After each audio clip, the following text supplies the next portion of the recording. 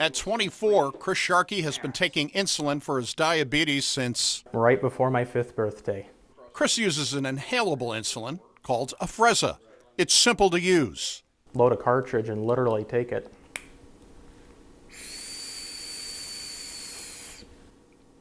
And that's it. That's it.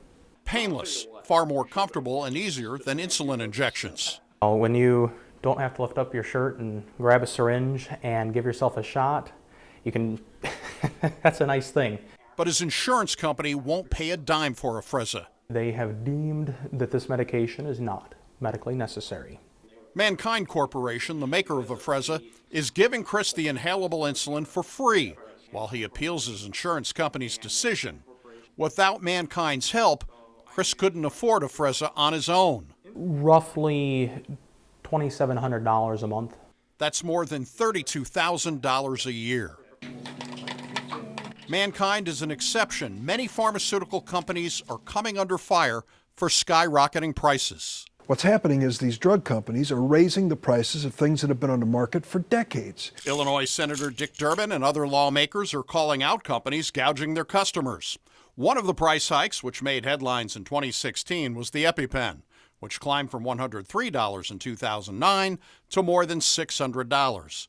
It was the drug that got the most attention, while other prescription drugs became increasingly more expensive. I just had a family in with a child who's diabetic.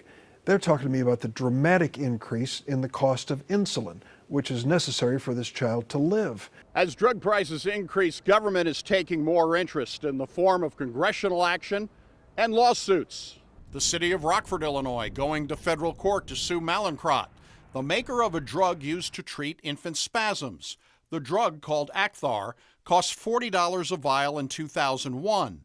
The city claims it was recently charged more than $54,000 per vial. Rockford, which self-insures its government workers, claims it paid nearly $500,000 for the drug in a single year and contends in court the drug maker has cornered the market. By attacking these pricing practices at their source, the drug companies themselves, we can lower the cost of medications for Rockfordians and for citizens across the nation who have suffered similarly. Generic drugs can often be used to hold down prices when compared to brand name drugs. Generics can be 10% of what the brand cost can be for a brand equivalent, depending on how popular that particular drug is. If fraud is involved, those savings could be lost. Illinois Attorney General Lisa Madigan joined a federal antitrust lawsuit in March, claiming 6 generic drug makers entered into illegal agreements to artificially inflate and manipulate drug prices for 2 generic drugs. The complaint says the pharmaceutical companies coordinated schemes to fix prices and to prevent competition in various markets. The schemes were concocted at trade association conferences, industry dinners, and female pharmaceutical representative girls' night out meetings. A 2014 survey by the National Community Pharmacists Association found more than 750 of the 1,000 pharmacists surveyed reported higher prices on more than 25 generic drugs, with costs sometimes spiking 600 to 2,000%. But in some cases, a generic version of a drug is not even available. There are no generic insulins at all. Not a single one, as far as I know. We need to make sure that companies aren't out there continuing to jack up the price for very crucial drugs. I've heard from the president personally, when I've met with him, that he wants to address prescription drug coverage and different prices and skyrocketing prices. So there's a willingness at the White House too. We need some help from the doctors when it comes to prescribing, not just to take the drug that's on the commercial you see on television, but to do what's best for the patient. And that includes finding something affordable.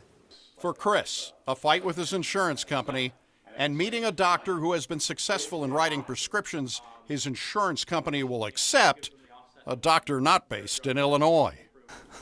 351 miles away. Michigan? Yeah. Drug prices, often out of the reach for sick Americans. For the I-Team, Doug Wolfe, WAND News.